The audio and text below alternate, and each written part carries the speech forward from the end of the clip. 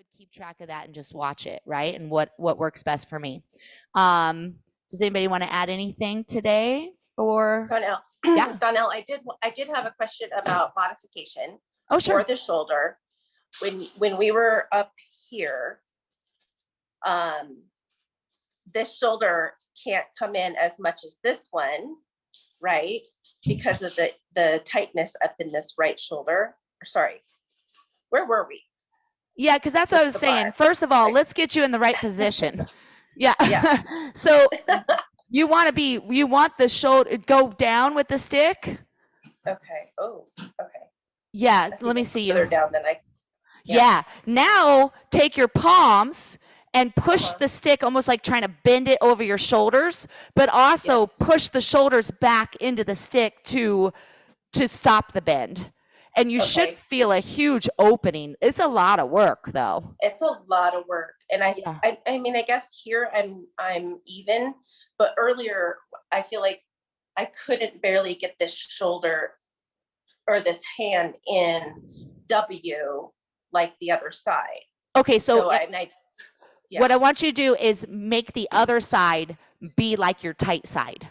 Okay, just because that one side can come in, I want you to manage this one side with your tight side so that they can start to come in together eventually. But right now, you're not going to try to fix the tight side. You're going to bring more stability and security to the side that is more flexible and can do it, because this side actually needs more stability and this side needs more flexibility. So instead of us working on the tight side that's causing us slight pulls and tugs and a little bit of pain, I want you to focus on creating stability on this other one and bring it in.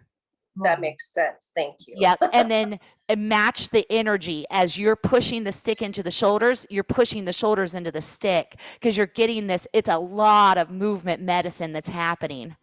Yes. Yeah. It's a lot. Like even just holding it there for that bit, it's just like, oh my gosh, like all of this is just on fire. Yeah. So not get in a curious. bad way, but in a good way. Yeah, and get curious. What if I squeeze my tips of my shoulder blades a little bit more? What if I breathe up in my chest a little bit more? What if I open my ribs more? So when you're feeling those pulls, that's that curiosity that I just want you to start asking yourself for sure, okay?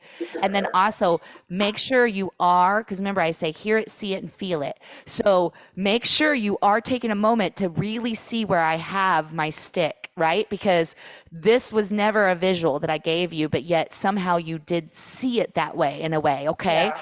So just let that be a lesson to all of you. You really got to hear it, see it. So when I say see it, almost mimic me, right? Think to yourself, where does she have her stick? Oh, that's behind her shoulders. Okay, right? So that's an element of that, okay?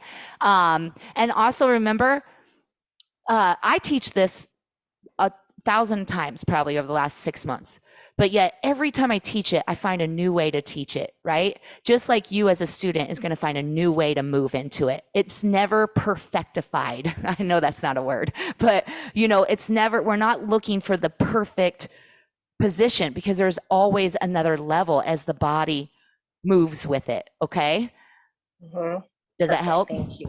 You're so welcome. Yes. Okay, good. And I did a lot of this today as movement therapy for your shoulder, just so you know.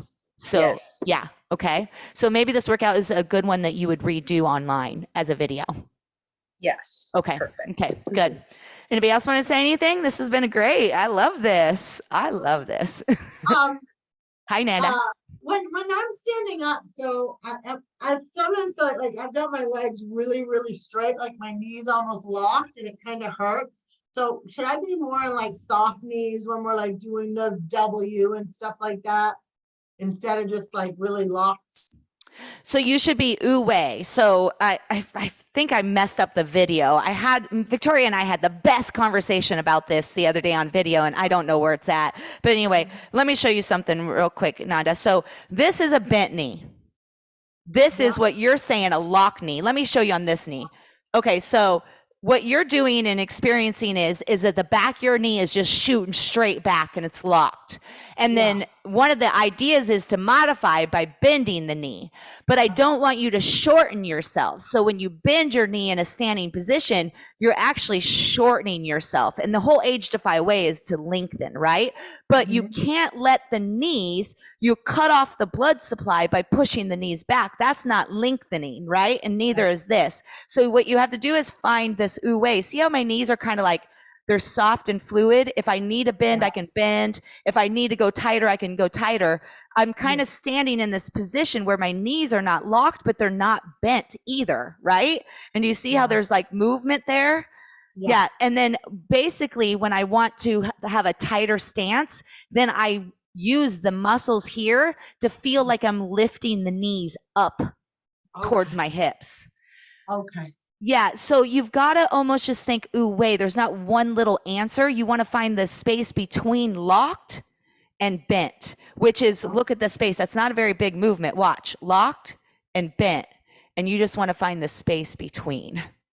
Okay, thank you. You're so welcome. You're so welcome. And remember, it just takes practice. It's these conversations. That's why I call this coaching program movement, coaching, and community. Because look at, without these community conversations, how would we get into all this body knowledge moments, right? And then coaching, like these little ideas of like, Wu Wei in the knee. And then you start to put that coaching into motion, into movement, and that's when it really starts to work, okay? So I gotta go because I have to